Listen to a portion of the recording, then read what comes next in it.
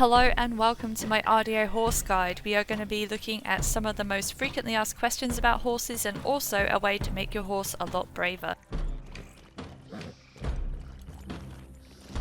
According to data mined information on horse temperament, the coding for horses' fear reactions are all the same. There are no discriminators for horse breed, class, or horse size. The only things that determine fear reactions are proximity to danger, duration in proximity to danger, type of danger, example, gunshots or predators, calming and bonding level. As a tip, make sure you are calming your horse if it is agitated or if you anticipate they'll become agitated.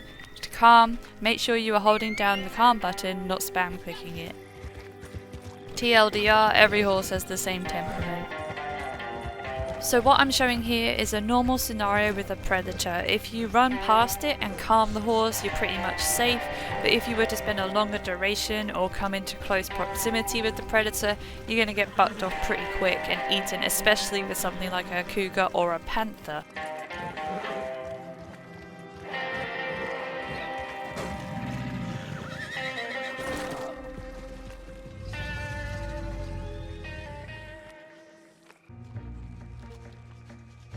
There is a way to improve the bravery of your horse though, and I'll firstly try and demonstrate the difference with a legendary animal. I chose the Harriet mission with the Moonstone Wolf as there is a whole pack of wolves attacking you all at once, and also the legendary animal itself, which normally your horse would not tolerate and you would have to kill these on foot. As you can see, the wolves are all around my horse, surrounding it, and although he is not happy at all, he is not bucking me and running away for as long as my Deadeye lasts. I did let it run out, and I was still able to get a couple more shots in before my horse threw me off, and then finish off the last wolf.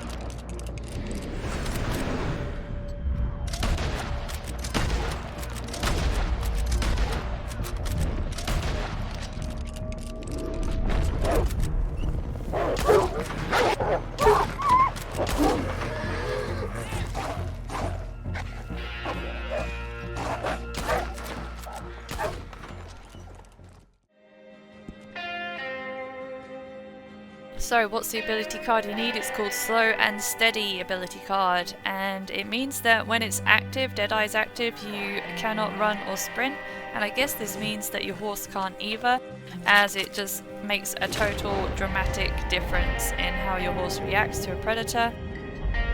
I mean, it's not happy. Here I am again at a alligator demonstrating the difference from before at the beginning of the video where when I came in this close and the alligator snapped, you saw my horse buck me off in the mud. Now I have enough time to take out a whole pack of wolves and it literally lasts forever. Look how long it is lasting, and I could make a cup of tea, I could read a book, no problem at all. The best saddle is generally considered to be the Nacogdoches saddle. This is because it gives +3 stats in speed and acceleration, while all other saddles only give +2 stats. It's also because the base stamina bar drain rate reduction is 35%, which is pushed to 85% when you add the best stirrups in the game, the hooded stirrups. This is the highest possible stamina bar drain rate reduction. However, other saddles with high reduction rate include the Upland saddle, 65%, and special saddles which give about 50%. These saddles cannot have stirrups swapped and therefore are locked at that reduction. Ultimately, the difference between these saddles is minimal, especially when used on a top tier horse, so pick one that you like the look of the best out of those really. Speed is a negligible stat, the difference between them is very insignificant. But anyway, the horses that can reach max 10 speed with the Nacogdoches and hooded stirrups are top tier Thoroughbred, top tier Nakota, Missouri Foxtrotter, and the rank 20 Criollo and rank 20 Norfolk Roadster. Alright, so I will show you the stirrup that you need to equip with the Nacogdoches saddle, and it is the hooded stirrup, this ugly thing. I hate how it looks. I don't know why they made the best stirrup in the game the most ugly. I mean, some of these top end ones are not that great. The best ones are actually the low end ones looks wise, but this one is the one that you gotta get, unfortunately. And as you can see, with the saddle you get 3 extra stat points, which basically will mean that some of the horses, the top tier horses, will be maxed out in speed with this. So it's definitely worth getting. This saddle you get through leveling up, whereas the upland saddle you get through bounty hunter. You have to reach, I think it comes with stage 1 of the second part of the bounty hunter license basically. So yeah, you can get that saddle as well and your stamina will never run out. It's great. Plus I do think this saddle is one of the best looking saddles in the game. What is the best horse? There isn't one best horse, it's all subjective because people prioritize different things in their horse, whether it's stats, size, appearance. Also important to note that the horse's temperament bravery is random per horse and per situation. In general, you can't go wrong with any of the top tier multi-class or superior class horses.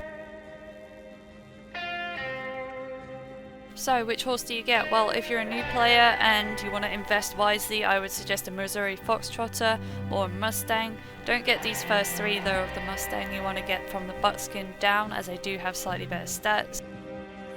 Like we've been saying though, it doesn't matter, the horse doesn't matter, it's all about the saddle and the stirrups.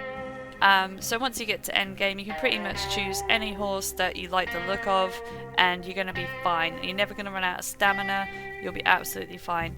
It all comes down to what you prefer looks wise, but if you really want to just look at the stats and you're all about min-maxing, then yeah, I guess you want to get the last 2 of each of the roll horses. That would be like the max rank basically. So with the Breton it would be the last 2, with the Criollo here it would be the Bay Frame Overo and the Marble Sabino. You know, but again, it doesn't really matter. So once you get the good saddle, you can pretty much have any horse you want, even one of the really bad ones, and it's never going to run out of stamina. The Calaruba is interesting because it's the only horse that has higher acceleration than it does speed, so that's kind of weird. And then there's the Norfolk Roadster, which is very popular. I like the buckskin one, I think it looks great.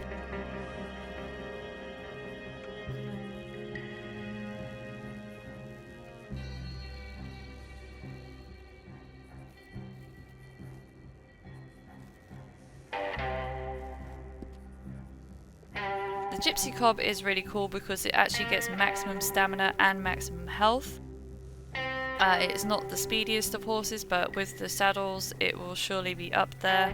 And then there's the Arabian, which everyone says is the best horse because it has elite handling. You honestly won't notice the difference between elite, standard, racing, heavy. Maybe if you went from riding an elite horse to a heavy handling horse, you might notice a slight bit of difference, but really in gameplay you're not going to notice it at all really. The only Arabian that I would recommend getting would be the Black Arabian though, which does cost gold.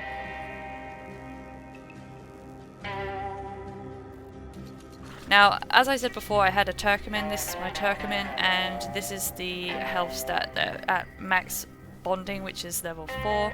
And this is the Missouri Foxtrotter at max bonding, and this is also one as well. And here we have Bullseye, the Gypsy Cob here, and he has the max health and max stamina. Really good all-round horse, and if he had the Nacogdoches saddle with the bell stirrups on, then he would have another point there in speed and acceleration as well. So lots of different horses in RDO, lots to choose from, and the saddle you choose too. I hope this video helped some of you, or you got some info that might help your choices, and the ability card trick really is a great thing to use. Let me know your favourite horses in the description, and until next time, that's it from me. Thanks for watching, take care and goodbye.